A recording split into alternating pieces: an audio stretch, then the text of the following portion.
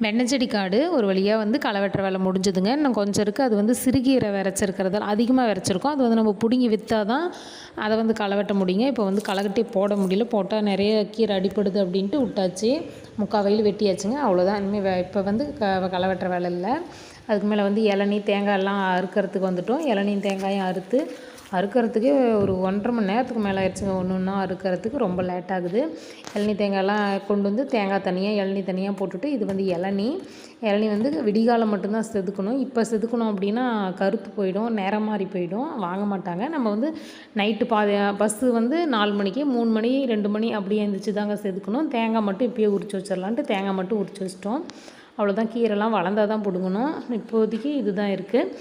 அப்புறம் அப்படியே ரிலாக்ஸாக கோழிக்கெலாம் தீனி போட்டுட்டு ஆட்டு மாட்டெலாம் கொண்டு வந்து கட்டிட்டு அப்படியே மணி 6 மணிக்கு அப்படியே உட்காந்துக்கிட்டு ஆட்டு மாட்டெலாம் பார்த்துட்ருக்கேங்க. இதுக்கு மேலே தான் சமைக்கணும். ஓகே, பாய்.